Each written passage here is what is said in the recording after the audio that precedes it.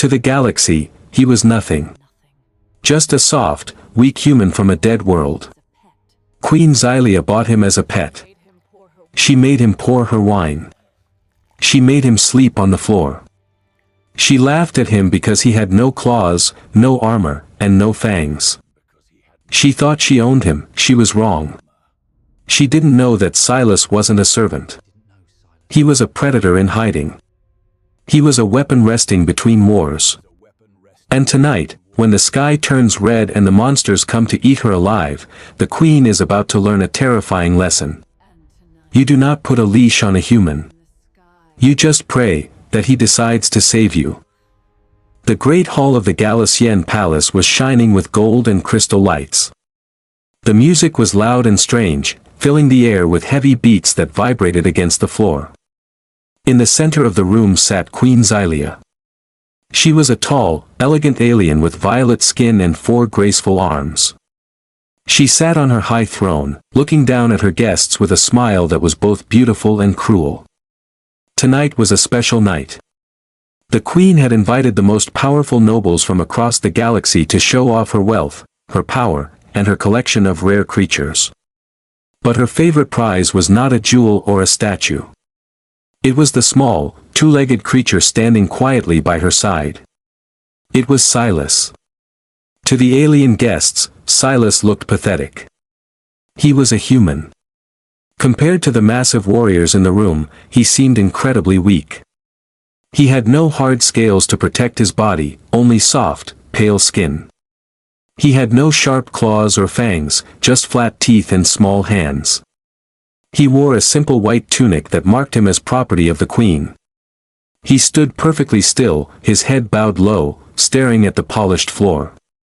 He looked like a broken thing, a creature that had given up on life. The queen loved that about him.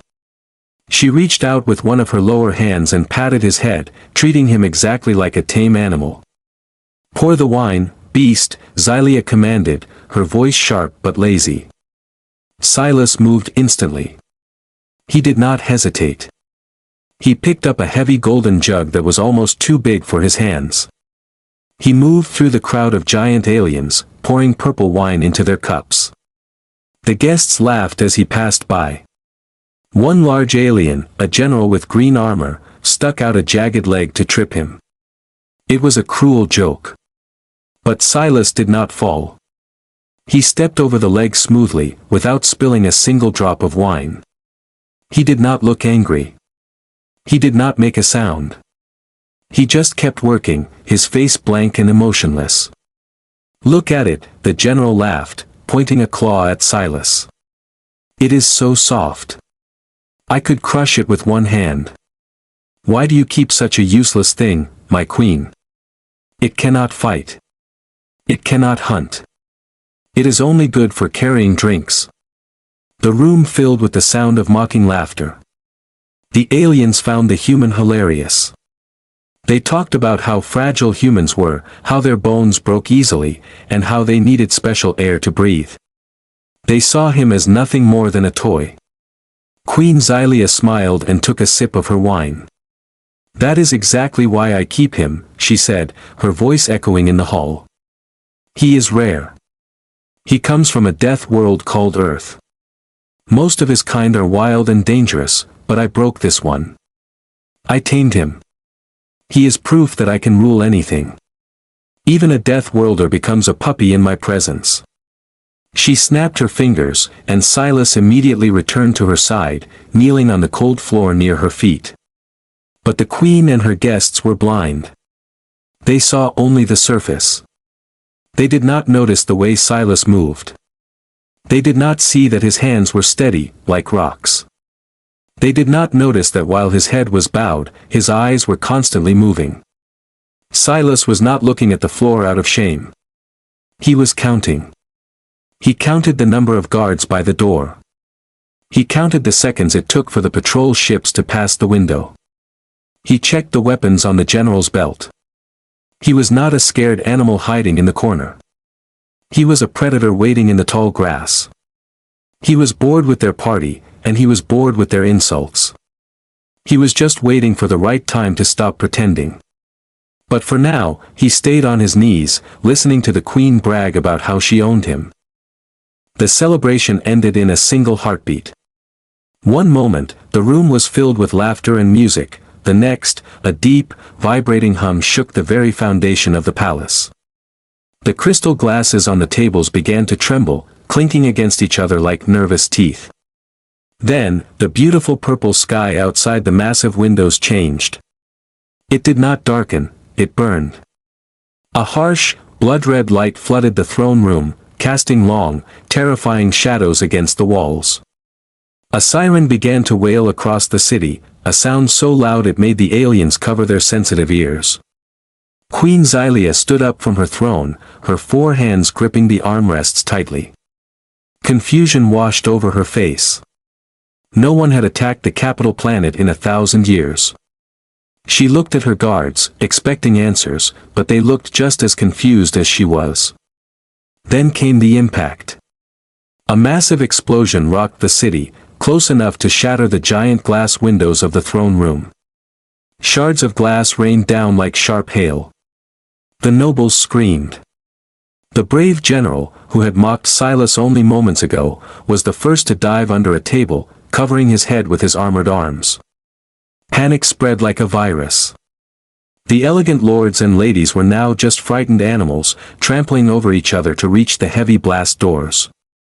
They pushed, shoved, and clawed, forgetting all about their honor and their rank. The illusion of their safety was gone, blown away by the red fire in the sky. Through the broken windows, the enemy ships became visible. They were not the sleek, shiny ships of the Queen's fleet. These were jagged, ugly machines made of black metal and rust. They looked like giant knives cutting through the clouds. They were the ships of the Vrak, a brutal race known for eating entire civilizations. The Vrak did not want to rule, they wanted to consume. The Queen's face turned pale. She knew her royal guards were trained for ceremonies and parades, not for a war against monsters like the Vrak. She watched in horror as her city's defense towers crumbled into dust, destroyed by beams of green energy from the sky. Amidst the screaming and the chaos, there was one point of absolute stillness. Silas did not run. He did not scream.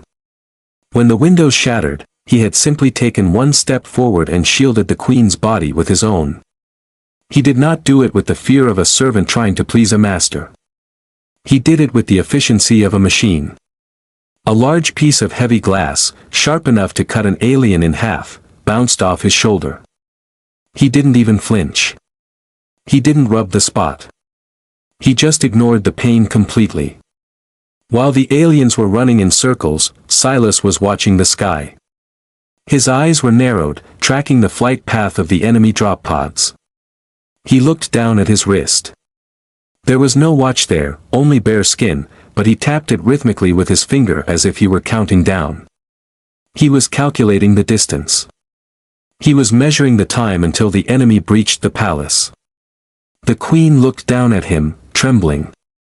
"Silas," she shrieked, her voice high with terror. "Hide me. Carry me to the bunker." But for the first time, Silas did not immediately obey. He stood straight, looking at the main doors of the throne room. The doors were made of reinforced steel, but they were beginning to buckle. Something massive was pounding on them from the other side. Boom! Boom! Boom! The rhythm of the war drums had arrived at their doorstep.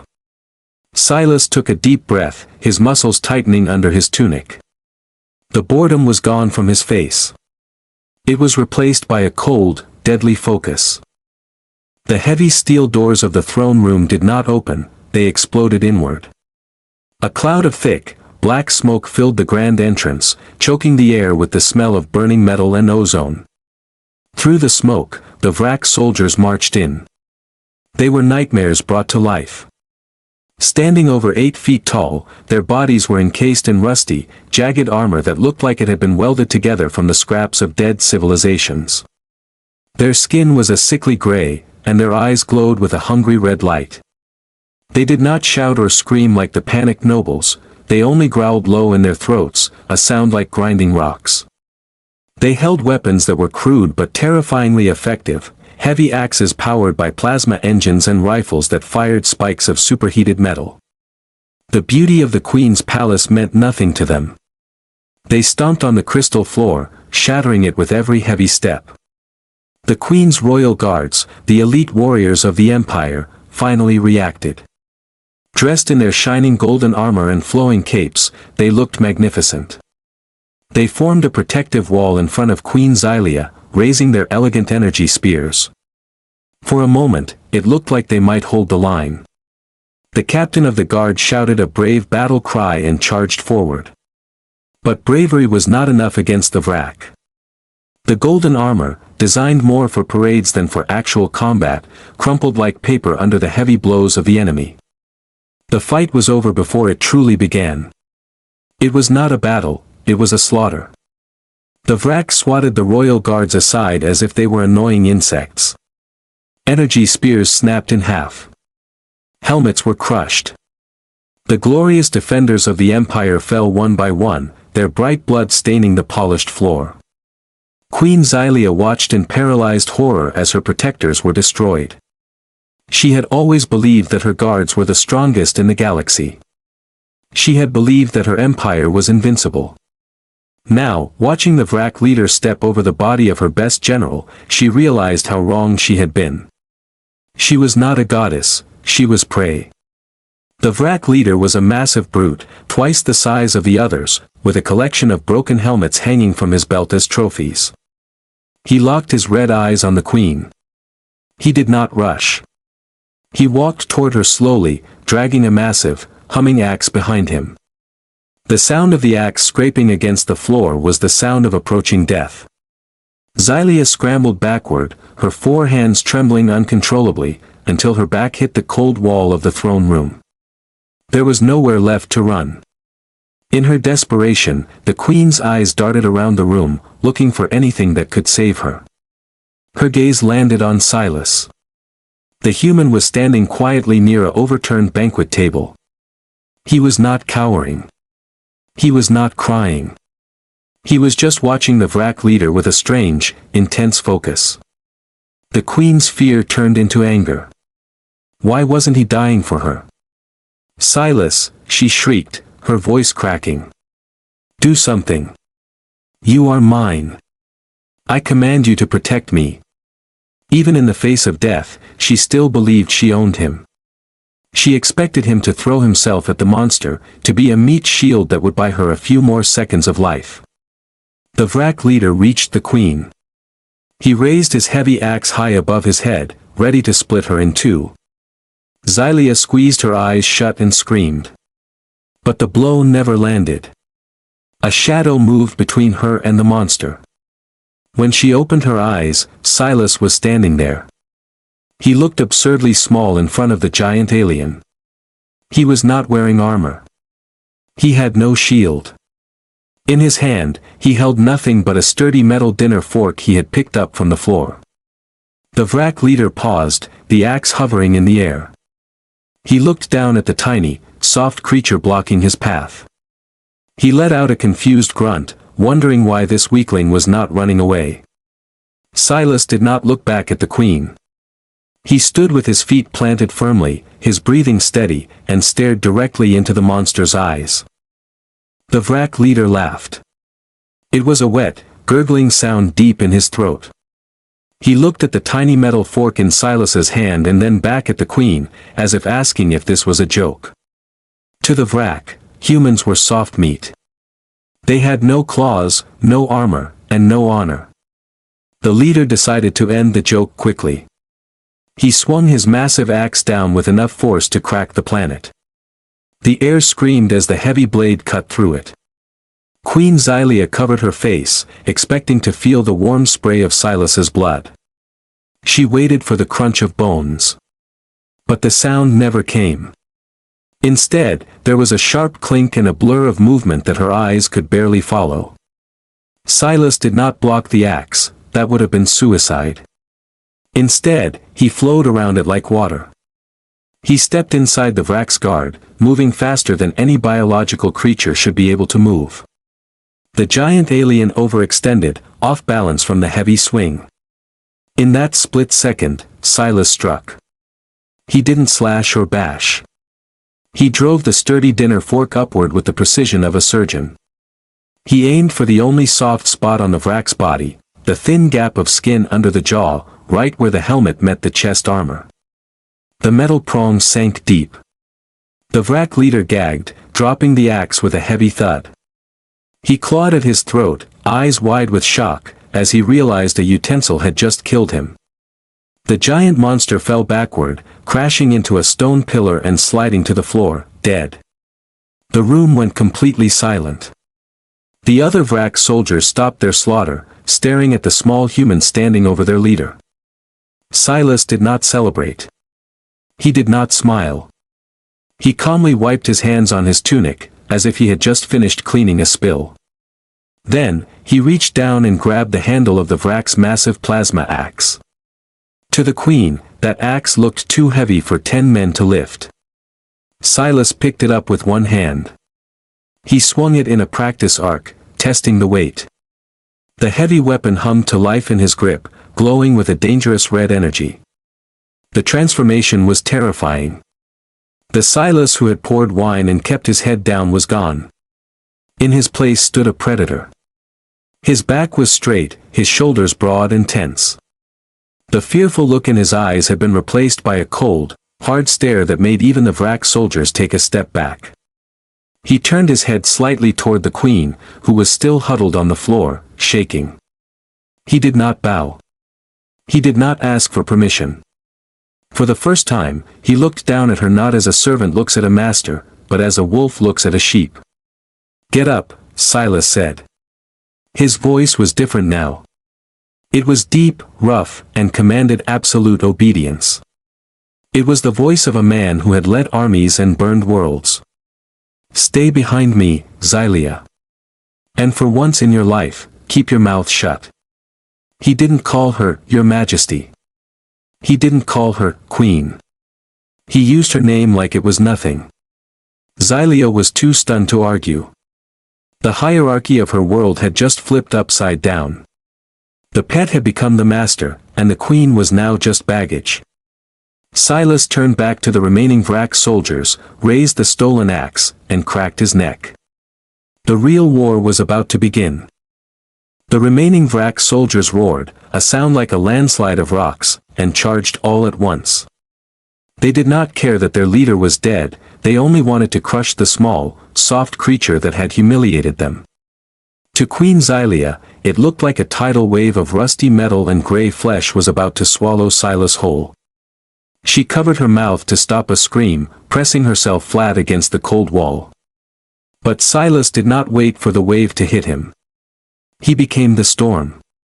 With a grip that turned his knuckles white, he swung the massive plasma axe in a wide, horizontal arc.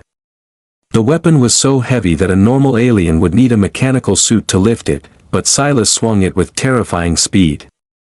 The first two Vrak soldiers didn't even see it coming. The glowing red blade cut through their thick armor as if it were made of wet paper. Sparks flew, metal screeched, and the two giants fell apart before they could even lift their weapons. Silas did not stop moving. He was a blur of violence in the center of the room. He fought with a style that was completely alien to this part of the galaxy. The Queen's guards had always fought with elegance and dance-like moves. Silas fought with brutal, ugly efficiency. He used his elbows, his knees, and even his head. When a Vrak soldier tried to grab him, Silas didn't pull away, he stepped closer and slammed his forehead into the alien's nose with a sickening crunch. He used the dead bodies of his enemies as shields. He kicked heavy tables into their legs to break their balance. It wasn't a duel, it was an execution. Every move he made was designed to kill as quickly as possible. The throne room, once a place of polite conversation and wine, was now painted with the black oil of Vrak blood. From her spot on the floor, Queen Xylia watched with wide, trembling eyes. Her mind could not accept what she was seeing. For years, she had treated Silas like a fragile doll. She had made him carry her bags. She had made him sleep on a rug at the foot of her bed. She had laughed at his lack of claws. Now, she realized the terrifying truth. He hadn't been weak, he had been restrained. The muscles under his tunic were not soft, they were like steel cables, built to survive on a world with crushing gravity. The adrenaline flooding his system made him faster than any creature in the room. She realized with a cold shiver that if he had ever wanted to kill her, he could have done it with a spoon, and her entire army couldn't have stopped him. She had been sleeping next to a monster every night and hadn't even known it. The Vrak soldiers began to hesitate. They were used to victims who ran away, not victims who ripped their arms off. A Vrak commander, standing near the back, suddenly froze. He watched Silas dodge a plasma bolt and counterattack with a savage roar. The commander's red eyes widened in recognition. He saw the way the human moved, the way he ignored pain, and the sheer density of his muscles. "Halt!" the commander screamed, his voice shaking with a fear that confused his own troops. "Back away. That is not a servant. Look at the gravity stance. Look at the bone density." The soldiers paused, looking at their commander. "It's a Terran," the commander yelled, pointing a shaking claw at Silas. "It's a Deathworlder from the void. Retreat. We cannot fight a Terran on the ground." The word Terran changed the energy in the room instantly. In the galaxy, stories were told about the humans, creatures who evolved on a planet that tried to kill them every day. Creatures who drank poison for fun, alcohol, and ate spicy toxins for flavor, peppers. The Vrak soldiers looked at Silas with new eyes. He was standing on top of a pile of their dead friends, chest heaving, covered in sweat and black blood. He didn't look tired. He looked like he was just getting started. He spun the heavy axe in his hand and took a step forward. The Vrak, the terrifying eaters of worlds, did the unthinkable. They turned around and ran. They scrambled over each other to get out of the broken doors, terrified of the small, soft-skinned monster who refused to die. The silence that followed the battle was heavier than the noise of the war itself. The Vrak ships retreated into the dark sky, their engines leaving trails of black smoke as they fled from the monster in the throne room. Inside the palace, the air was thick with dust and the smell of ozone. Silas stood in the center of the carnage, his chest rising and falling in a slow, controlled rhythm. He did not chase them. He simply watched them go, his expression bored again. With a casual shrug, he opened his hand and let the massive plasma axe fall. It hit the floor with a loud, metallic clang that made Queen Xylia jump. The weapon, which had terrified her only minutes ago, was now just trash to him. Silas reached up and wiped a splatter of blue alien blood from his cheek. He adjusted his torn tunic, acting as if he had just finished a light workout rather than a massacre. Queen Xylia tried to stand up, but her legs felt like jelly. She used the wall for support, her 4 hands trembling uncontrollably. She looked around her ruined throne room. Her elite guards were dead. Her powerful generals were hiding under tables. The only thing standing tall was the human. She looked at Silas with a mixture of awe and absolute terror. For 5 years, she had called him her little pet. She had made him wear a collar. She had laughed when he struggled to lift heavy boxes, not realizing he was faking it. The realization hit her like a physical blow. He had never been weak. He had never been trapped. He had stayed because he wanted to stay. She had not been his owner, she had been his vacation resort. The thought made her feel incredibly small and foolish. Silas turned around slowly to face her. The queen instinctively stepped back, pressing herself harder against the cold stone. She tried to summon her royal voice, the voice that had commanded fleets and armies. You did well," she stammered, her voice cracking into a whisper. "I am pleased. You may return to your quarters, servant." It was a desperate attempt to regain control, to pretend that nothing had changed. But the moment the word servant left her lips, the temperature in the room seemed to drop. Silas didn't bow. He didn't look down. He walked toward her, his heavy boots crunching on the broken glass. He stopped right in front of her, towering over her crouching form. "I am not your servant, Xylia," Silas said, his voice calm but hard as iron. He reached out, not to hurt her, but to grab a bottle of the expensive purple wine from a surviving table. He bit the cork off with his teeth and spat it onto the floor. "I was a retired soldier looking for a quiet place to hide from my own wars. You provided a roof and food. In exchange, I played the part of the pet. It was a fair trade. But my cover is blown now." He took a long drink from the bottle, finishing it in one go. It was an act of total disrespect, something a servant would be executed for. But Xylia just watched, too scared to breathe. She realized that the only reason she was still alive was because he allowed it. Suddenly, a new sound filled the sky. It wasn't the jagged roar of the Vrak ships. It was the deep, rhythmic thrum of Terran engines. High-tech human dropships descended through the clouds, their white hulls shining in the sun. They were here for him. Silas walked toward the broken balcony. He didn't ask for permission to leave. He didn't say goodbye. He stepped onto the ledge and looked back at the Queen one last time. "Do not look for me," he said simply. "And next time you find a human, Xylia, don't try to put a leash on it." With that, he leaped off the balcony to the waiting ship below. The Queen sank onto her broken throne, surrounded by the ruins of her empire, finally understanding that she had been living in the cage, not him.